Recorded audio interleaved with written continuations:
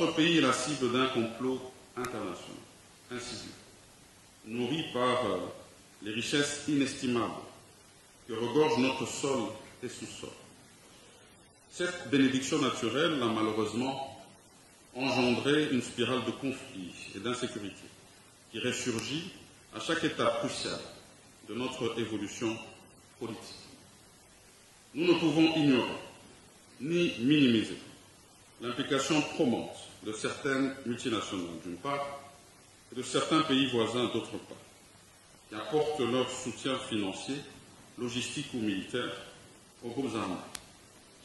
Ces actes ignorants constituent une violation flagrante de notre souveraineté et donc une menace à la paix et à la stabilité, non seulement dans la sous-région des Grands Lacs, mais également de l'Afrique tout entière. Il est donc essentiel que la communauté internationale prenne des mesures concrètes pour mettre un terme à cette ingérence extérieure. Nous exigeons des sanctions appropriées à l'encontre des responsables des crimes d'agression, des crimes de guerre, des crimes contre l'humanité et de génocide commis en République démocratique du Congo. C'est ici le lieu de féliciter son Excellence Félix Antoine Tshisekedi Tshilombo, président de la République, chef de l'État, à qui je rends un vibrant hommage pour les efforts fournis dans le renforcement des capacités de nos forces de défense et de sécurité, afin de leur permettre de contrer efficacement cette occupation injuste. C'est ici le lieu de lancer un appel à toutes les forces vives de la nation à se ranger comme un seul homme derrière le commandant suprême des forces armées de la police nationale congolaise, des forces armées et de la police nationale congolaise, aux fins de parvenir à une résolution efficace et définitive de cette crise. J'encourage et félicite l'implication des organisations régionales, notamment la SADC, et de certains États amis dans la quête d'une paix durable à l'est de notre pays. Je ne saurais terminer ce chapitre sans évoquer la problématique épineuse et récurrente du non-respect des normes sécuritaires dans le secteur des transports en général et fluvial en particulier. La vie de nos compatriotes étant sacrée, notre Chambre ne saurait rester indifférente face à cette situation. De notre mandat dépend de notre capacité à transcender les divisions partisanes pour œuvrer ensemble au service du bien commun. C'est par notre unité et notre encouragement que nous contribuerons à garantir la paix, la sécurité et le développement de notre cher pays. Notre peuple attend que nous soyons à la hauteur des responsabilités qui nous ont été confiées. Il est de notre devoir de répondre à cette attente avec honneur, intégrité et détermination. Ensemble, travaillons pour une nation forte, prospère et unie. Il est de notre devoir de rappeler à la conscience nationale que le Sénat ne se contentera jamais d'être un simple observateur. Non, aujourd'hui plus que jamais, notre engagement doit être total pour garantir les décisions prises dans cette auguste assemblée, afin de contribuer à renforcer l'État congolais, à préserver son intégrité et à consolider la paix que nos concitoyens méritent. Honorables sénatrices et sénateurs, chers collègues, tout en restant fidèles à la vision de son Excellence Monsieur le Président de la République, chef de l'État, mon action et celle des membres du bureau qui m'entourent dans la gestion de notre chambre parlementaire reposera toujours sur un plan visant à faire de notre chambre une institution, le Sénat, un Sénat efficace, moderne et accessible. Pour un Sénat efficace, nous travaillerons sans relâche à la promotion de la culture de participation afin que par leur apport individuel et collectif, les honorables sénatrices et sénateurs prennent des initiatives législatives et de contrôle courageuse et innovante, à même de garantir le rendement optimal de notre institution. Pour un Sénat moderne, nous investirons dans l'introduction de nouvelles technologies, de l'information et de la communication, non seulement pour permettre à notre administration d'améliorer ses méthodes de travail, mais aussi et surtout pour renforcer la communication interne entre les honorables sénatrices et sénateurs. Pour un Sénat accessible, nous œuvrerons enfin non seulement à ce que notre population ait un accès direct à notre Chambre pour participer par ses propositions concrètes au travail que nous faisons, mais aussi et surtout à ce que s'établisse entre notre Chambre et les provinces dont elle en assure la représentation un véritable système de collaboration dans l'introduction des nouvelles technologies, de l'information et de la communication, non seulement pour permettre à notre administration d'améliorer ses méthodes de travail, mais aussi et surtout pour renforcer la communication interne entre les honorables sénatrices et sénateurs. Pour un Sénat accessible, nous œuvrerons enfin non seulement à ce que notre population ait un accès direct à notre Chambre pour participer par ses propositions concrètes au travail que nous faisons, mais aussi et surtout à ce que s'établisse entre notre Chambre et les provinces dont elle en assure la représentation un véritable système de collaboration institutionnelle.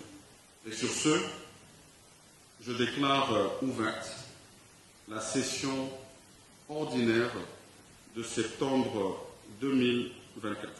Que Dieu bénisse la République démocratique du Congo. En effet, la libération du transport fluvial a permis à certains compatriotes de devenir armateurs, sans que des mesures d'accompagnement ne soient prises.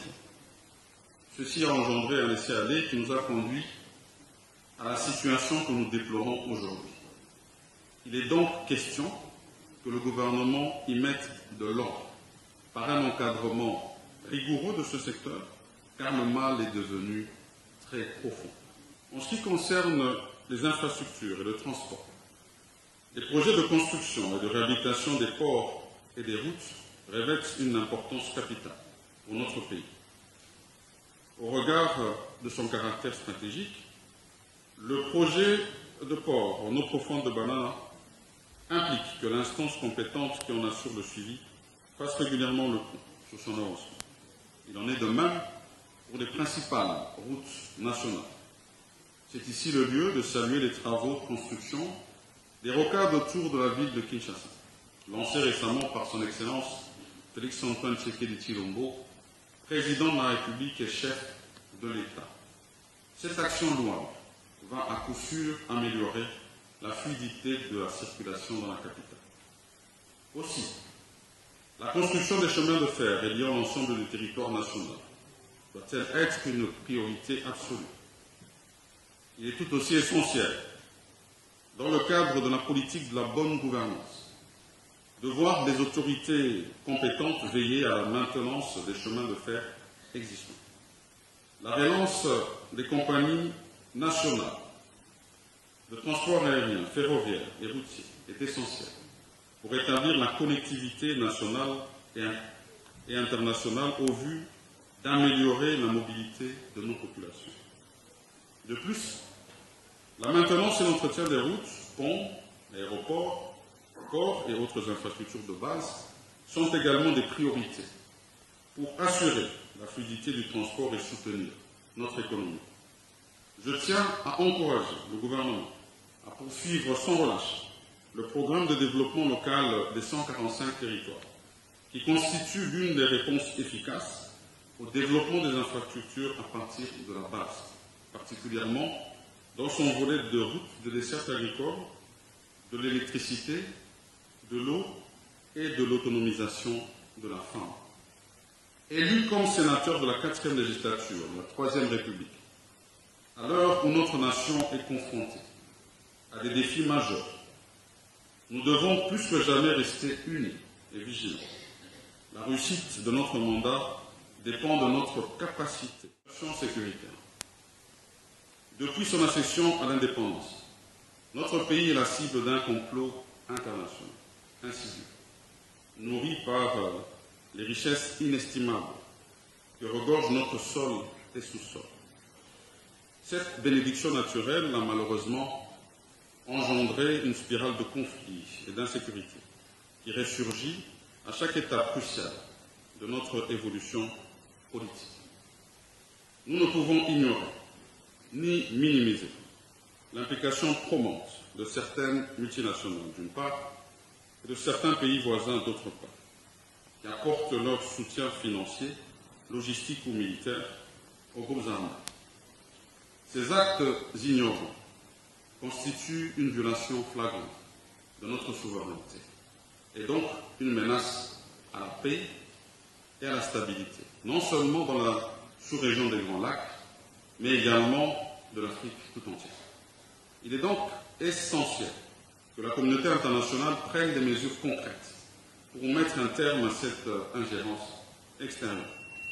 Nous exigeons des sanctions appropriées à l'encontre des responsables des crimes d'agression, des crimes de guerre, des crimes contre l'humanité et de génocide commis en République démocratique du Congo. C'est ici le lieu de féliciter son Excellence Félix Antoine Tshisekedi Tshilombo, président de la République, chef de l'État, à qui je rends un vibrant hommage pour les efforts fournis dans le renforcement des capacités de nos forces de défense et de sécurité, afin de leur permettre de contrer efficacement cette occupation injuste. C'est ici le lieu de lancer un appel à toutes les forces vives de la nation à se ranger comme un seul homme derrière le commandant suprême des forces armées de la police nationale congolaise, des forces armées et de la police nationale congolaise, aux fins de parvenir à une résolution efficace et définitive de cette crise. J'encourage et félicite l'implication des organisations régionales, notamment la SADC, et de certains États amis dans la quête d'une paix durable à l'est de notre pays. Je ne saurais terminer ce chapitre sans évoquer la problématique épineuse et récurrente du non-respect des normes sécuritaires dans le secteur des transports en général et fluvial en particulier. La vie de nos compatriotes étant sacrée, notre Chambre ne saurait rester indifférente face à cette situation.